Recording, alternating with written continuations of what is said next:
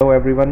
Last lecture में हम लोग काइनेटिक और स्टैटिक फ्रिक्शन के बारे में पढ़ रहे थे और मैंने आपको बताया था कि जब दो सरफेस के बीच में रिलेटिव मोशन होता है तो काइनेटिक फ्रिक्शन लगता है, और अगर दो सरफेस के बीच में रिलेटिव मोशन नहीं होता तो स्टैटिक फ्रिक्शन एक्ट करता है। तो मैं अब आपको कुछ चीज़ें बताना चाहता हूँ जिसमें आपको इस चीज़ की क्लैरिटी आएगी। ठीक है, जैसे मान लीजिए हमारे पास ऐसे एक ब्लॉक रखा हुआ है और इस ब्लॉक के ऊपर एक और ब्लॉक रख दिया और इसको हमने रस्सी से ऐसे बांध दिया, ऐसे रस्सी से बांध दिया, और बी ब्लॉक है, ये ए ब्लॉक है, और इसको हमने वेलोसिटी दे दी v।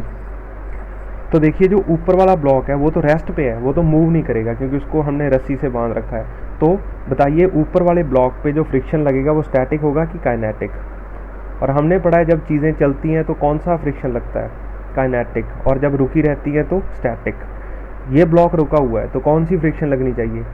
मन में आता है स्टैटिक, बट एक्चुअल में इसमें काइनेटिक फ्रिक्शन लगेगी, क्योंकि जैसे ही आप इसको वेलोसिटी दोगे तो ये चलेगा तो रिलेटिव मोशन हो गया दो सरफेस के बीच में। तो रिलेटिव मोशन हो गया तो इस सरफेस पे देखिए ये और ये दोनों पॉइंट मान लीजिए कॉन्टैक्ट में है, जो ए पे और बी पे है। तो बी वाला पॉइंट इधर जाता है, इधर। तो ए वाला पॉइंट उसको रोकने के लिए ए वाले पॉइंट को पीछे से पकड़ रखा है, तो ए वाला पॉइंट चाहेगा कि मैं आपके साथ चलूं इधर। ठीक है, तो ये काइनेटिक फ्रिक्शन लगेगी एफ के ए पे। तो ये जो फ्रिक्शन है बी को रोकने की कोशिश करेगी कि भाई आप रुक जाओ, मत जाओ इससे दूर, तो ये काइनेटिक फ्रिक्शन इधर लगेगी। और ए वाले पॉइंट को फ्रिक्शन बोलेगी कि आप बी के साथ चलो, और बी को बोलेगी कि आप रुको, ए के साथ रहो। ठीक है, तो इसमें काइनेटिक फ्रिक्शन इसलिए लगी क्योंकि इनमें रिलेटिव मोशन होगा दोनों सरफेस में। ठीक है, तो ये इस चीज़ की क्लियर एग्जांपल है कि जब ऐसे हम देख के नहीं बताते कि बॉडी रुकी हुई है तो स्टैटिक लगेगा। जब रिलेटिव मोशन हो तभी इसमें काइनेटिक फ्रिक्शन लगती है, और रिलेटिव मोशन ना हो तो स्टैटिक लगती है। एक एग्जांपल और है हमारे पास। मान लीजिए ये ए ब्लॉक है, उसके ऊपर हमने बी ब्लॉक रख दिया, और ये चल रहा है 2 मीटर पर सेकंड से, और ये भी चल रहा है 2 मीटर पर सेकंड में से। तो इन दोनों के बीच में जो फ्रिक्शन होगी वो कौन सी होगी? Static, kinetic. ठीक है, दोनों बॉडीज चल रही हैं बट उनमें रिलेटिव मोशन नहीं हो रहा, तो इनके बीच में कौन सी फ्रिक्शन लगेगी? स्टैटिक। तो ये भी आगे की तरफ चलेगा।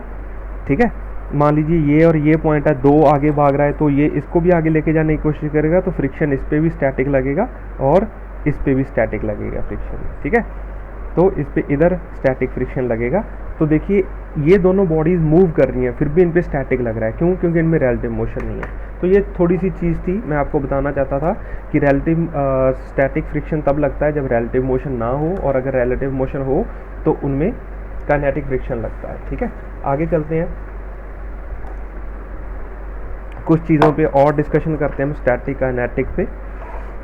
तो मान लीजिए कि हमारे पास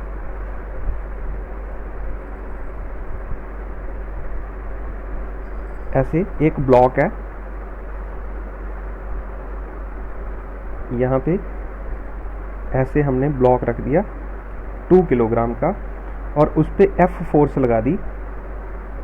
ठीक है, और हमें गिवन है कि ये जो सरफेस है वो रफ है, और म्यू के की जो वैल्यू काइनेटिक फ्रिक्शन की वो 0.2 है, और म्यू स्टैटिक की वैल्यू 0.3 है। अगर आपको ऐसे वैल्यूज अलग अलग गिवन हो तो आप अलग अलग कैलकुलेट करोगे। अगर म्यू की सिंपल वैल्यू गिवन हो तो आप मान लो कि स्टैटिक और काइनेटिक फ्रिक्शन एक ही वैल्यू गिवन है। ठीक है, तो यहाँ से मैं एफ के kinetic friction maximum small F से लिखते हैं, एफ के मैक्सिमम कितने होगा?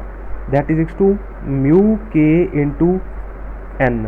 तो ये मेरे पास आ जाएगा 2/10 इंटू एम जी हो गया 20, तो 4 न्यूटन। और यहाँ पे static friction maximum static friction कितनी आ जाएगी? That is mu S into N, that is 3/10 into 20, that is 6 newton. तो ये आ जाएगी। तो मान लीजिए कि यहाँ पे हमारे पास हम कॉलम बना लेते हैं, एफ और एक्सेलरेशन ऑफ द बॉडी, ऐसे। तो 3 कॉलम ड्रॉ करते हैं। जब मान लीजिए हमने 1 न्यूटन फोर्स लगाई, ठीक है, तो मैक्सिमम फ्रिक्शन ये कितनी दे सकता है? Static 6 newton. तो जब हमने फोर्स 1 न्यूटन लगाई तो फ्रिक्शन कितना लगेगा? फ्रिक्शन भी 1 न्यूटन एक्ट कर सकता है, तो एक्सेलरेशन हो जाएगी 0। हमने 2 न्यूटन कर दी तो फ्रिक्शन 2 न्यूटन हो जाएगी, तो एक्सेलरेशन 0। हमने मान लीजिए 3 न्यूटन फोर्स कर दी और यहाँ पे भी फ्रिक्शन 3 न्यूटन हो सकता है, तो 0। ऐसे ही हमने 4 न्यूटन फोर्स लगा दी, तो 4 न्यूटन फ्रिक्शन, तो एक्सेलरेशन 0। अब हमने मान लीजिए 5 कर दी, तो 5 भी एक्ट कर सकती है, तो 0। तो मान लीजिए हमने फोर्स कर दी 5.999999 पता नहीं कितने 9, तो फ्रिक्शन भी कितनी आ जाएगी 5.999999। क्यों? क्योंकि 6 न्यूटन ये दे सकता है, तो एक्सेलरेशन 0। अब ना मैं मान लीजिए इसे थोड़ी सी ज़्यादा फोर्स लगाता हूँ 6.00000001 न्यूटन, तो फ्रिक्शन कितनी आ जाएगी, फ्रिक्शन मैक्सिमम कितनी एक्ट कर सकती है।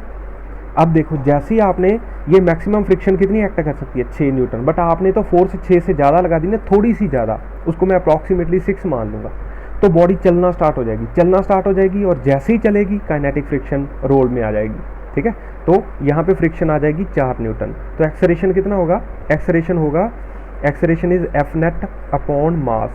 तो एफ नेट कितना है, इसको मैं अप्रॉक्सीमेटली 6 मान लेता हूँ, 6 में से 4 गया 2 एफ नेट आ गई और 2 मास है, तो 1 मीटर पर सेकेंड स्क्वायर एक्सेलरेशन आ गई। अब अगर मान लीजिए मैं इस पर 10 न्यूटन फोर्स लगाता हूँ, तो फ्रिक्शन आ गया इस पर 4 न्यूटन, तो एक्सेलरेशन कितना आ गया 6/2 दैट इज 3 मीटर पर सेकेंड स्क्वायर, इतनी एक्सेलरेशन आ गई। ठीक है, तो ये एक्सेलरेशन आ गई। अब देखिए इस चीज़ का हमें ग्राफ ड्रॉ करना है। ठीक है, हम इस पे ग्राफ ड्रॉ करेंगे, एक ऐसे और ऐसे। ये इम्पॉर्टेंट ग्राफ है, आपको याद रखना है। इधर हम फ्रिक्शन की वैल्यू लिखेंगे, इधर हम फोर्स की वैल्यू लिखेंगे। देखिए यहाँ पे जैसे जैसे मैं फोर्स बढ़ा रहा हूँ, यहाँ पे फ्रिक्शन भी बढ़ रहा है। ठीक है, बढ़ते बढ़ते एक मैक्सिमम वैल्यू फ्रिक्शन गेन कर लेता है, तो ऐसे ये स्ट्रेट लाइन ऐसे आ जाएगी।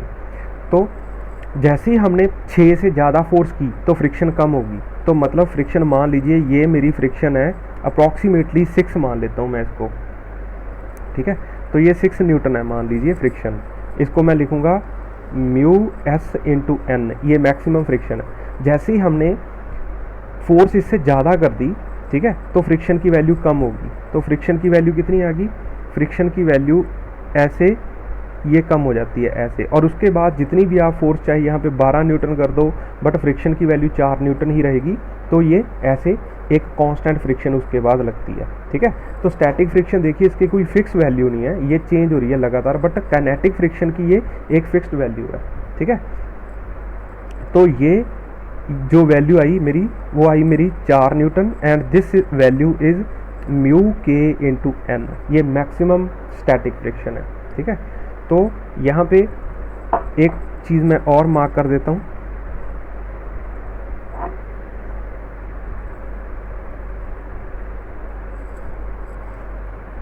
ये मेरी मैक्सिमम स्टैटिक फ्रिक्शन आ गई, ये मैक्सिमम काइनेटिक फ्रिक्शन आ गई, और इस फोर्स पे हमें maximum value of this friction मिली थी। तो ये हमारे पास ग्राफ आता है।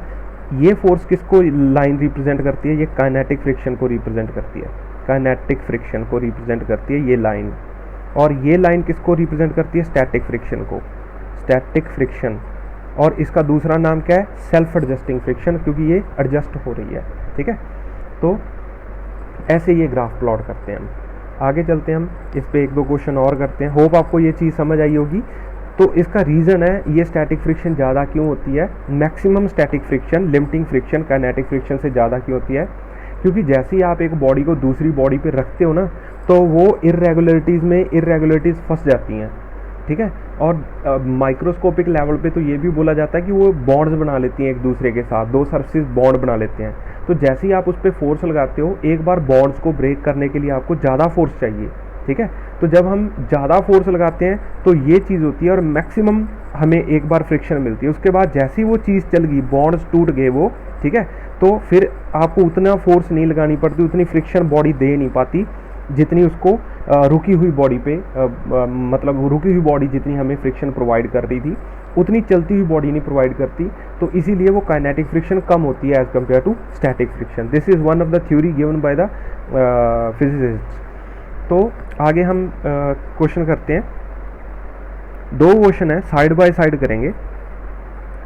जैसे मान लीजिए ये 2 किलोग्राम का ब्लॉक है, और उस पर हमने फोर्स लगा दी ऐसे इस डायरेक्शन में 20 न्यूटन, और यहाँ पे 30 डिग्री एंगल है। और यहाँ पे हमने एक और 2 किलोग्राम का ब्लॉक लिया, 2 किलोग्राम का, और इस पे भी हमने, सॉरी ये 37 है, ठीक है, 30 से तो कैलकुलेट नहीं हो पाएगा, 37 है, और ऐसे हमने यहाँ पे भी 20 न्यूटन फोर्स लगा दी। तो ये 2 क्वेश्चंस हैं, 2 क्वेश्चंस को हमें सॉल्व करना है अलग अलग करके, ठीक है। तो इनको अलग अलग सॉल्व करते हैं। तो पहले ये ब्लॉक है जो, इसको देखते हैं, इस 20 का जो इस पे FBD बनाते हैं और सारी फोर्सेस लिख लेते हैं। ये मेरे पास 2 किलोग्राम का ब्लॉक है, ठीक है, और इसका mg नीचे की तरफ एक्ट कर रहा है, mg दैट इज 20, और ऊपर इसके एक नॉर्मल एक्ट करेगा। इस 20 का एक कंपोनेंट इधर एक्ट करेगा, ठीक है, वो कितना होगा 20 cos 37, that will give me 16 Newton, ठीक है, और एक इसका कंपोनेंट ऊपर एक्ट करेगा, दैट विल बी 20 sin 37, तो 20 इंटू 3/5, तो that is equals to 12 newton. तो 12 न्यूटन ऊपर एक्ट करेगा। तो ये मैक्सिमम फ्रिक्शन कितनी प्रोवाइड कर सकता है, F मैक्स, मैक्सिमम फ्रिक्शन वो प्रोवाइड कर सकता है म्यू S इंटू एन। तो मान लीजिए म्यू की वैल्यू हमें गिवन है, म्यू इज इक्वल टू 0.2, और ये भी सबसे सेम है, तो म्यू इज इक्वल टू 0.2 दोनों केसेस में गिवन है। तो म्यू S मैक्स की वैल्यू, पहले आपको ये नॉर्मल निकालना पड़ेगा। नॉर्मल कितना हो गया, n plus 12 must be equal to 20, so n की वैल्यू आ गई 8। तो ये कितना आ गया 0.2 इंटू 8, that will give me 1.6 newton. तो ये हमें मैक्सिमम फ्रिक्शन मिलेगी। इस केस में भी करते हैं, FBD ड्रॉ करते हैं हम इसकी। तो ये 2 किलोग्राम का ब्लॉक है, ठीक है, तो इसका mg नीचे की तरफ 20 न्यूटन एक्ट कर रहा है, और इस पे इधर एक फोर्स का कंपोनेंट आ जाएगा, वो कितना आ जाएगा, that will be 20 cos 37, that is 16 Newton, और एक नॉर्मल एक्ट कर रहा है ऊपर की तरफ, और एक इस फोर्स का कंपोनेंट नीचे की तरफ आ जाएगा, that will be 20 sin 37, that is equal to 12 newton, ठीक है। तो इसको भी हम सॉल्व करते हैं, n must be equal to 12 plus 20, 12 plus 20, that is equal to 32 newton. तो इस केस में n ज़्यादा आया, n ज़्यादा आया, तो जो फ्रिक्शन मैक्सिमम आई वो कितनी आई, वो आई mu S into N. Mu S है मेरे पास 0.2 इंटू 32, तो ये मेरे पास आया 632,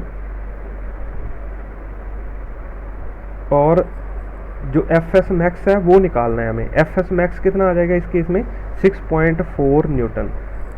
तो देखिए इस केस में फ्रिक्शन कम मिलती है, इस केस में ज़्यादा। तो इस केस में एक्सेलरेशन कितनी आ जाएगी, एक्सेलरेशन इस केस में आ जाएगी ये 16 newton, 16 minus 1.6 divided by 2, that will give me 7.2 metre पर सेकेंड स्क्वायर। इस केस में एक्सेलरेशन आ जाएगी। तो इस केस में एक्सेलरेशन कितनी आ जाएगी, तो इसमें फ्रिक्शन पीछे की तरफ लगेगी, वो लगेगी 6.4, तो 16 minus 6.4 divided by 2, that will give me, sorry इसमें 32 न्यूटन। तो ये आ जाएगा यहाँ पे 16 माइनस दिस 6.4, देखिए टोटल फोर्स इस पे कितनी लग रही है 16 न्यूटन। तो इसमें से 6.4 निकाल दीजिए, जो भी आंसर आएगा वो कितना आएगा 9.6 डिवाइडेड बाई 2। तो 9.6 डिवाइडेड बाई 2 कितना हो गया 4 पॉइंट समथिंग, तो 4.8 मीटर पर सेकेंड स्क्वायर। देखिए इस केस में और इस केस में, इन दोनों को हम कंपेयर करते हैं। तो यहाँ पे हमने फोर्स इस डायरेक्शन में लगाई थी, उतनी ही फोर्स उतने ही एंगल पे इस ब्लॉक पे हमने इस डायरेक्शन में फोर्स लगाई थी, उतने ही एंगल पे और उतनी ही फोर्स वैसे ही सरफेस पे रख के। तो इस केस में एक्सेलरेशन हमें ज़्यादा मिलती है, इस केस में कम मिलती है। इसीलिए it is better to pull the things than to push the things. आपको खींचना आसान रहता है और धकेलना मुश्किल होता है। क्यों? क्योंकि जो इस तरह आप फोर्स लगाते हो वो एक पार्ट उसका, एक कंपोनेंट उस फोर्स का नॉर्मल में जुड़ जाता है, ठीक है। तो देखा होगा आपने, जब घास काटने वाला कोई बंदा, ऐसे उसके पास मशीन है घास काटने वाली, ठीक है, ऐसे, तो जब वो घास को काटना होता है तो वो उसको इस डायरेक्शन में फोर्स लगाता है, ठीक है। और जब उसको एक जगह से दूसरी जगह पे लेके जानी होती है, ऐसे जब उसको मशीन लेके जानी होती है, तो वो उसको कैसे पकड़ के चलता है, ऐसे, ये उसके टायर है और वो उसको पकड़ के इस डायरेक्शन में फोर्स लगा के चलता है, ठीक है, क्योंकि जब वो ऐसे धकेलेगा तो घास को काटना है तो एक्सेलरेशन कम मिलेगी, ठीक है, इस केस में तो एक्सेलरेशन कम मिलेगी और ज़्यादा फोर्स अप्लाई होगी नीचे की तरफ। तो इस केस में जब उसको उठा के लेके जाना है, घास को नहीं काटना है, एक जगह से दूसरी जगह लेके जाना है, तो वो उसको पुल करके लेके जाएगा, ठीक है, अदरवाइज वो उसको काटने के लिए पुश करेगा, ठीक है। बाकी हम नेक्स्ट लेक्चर में करते हैं।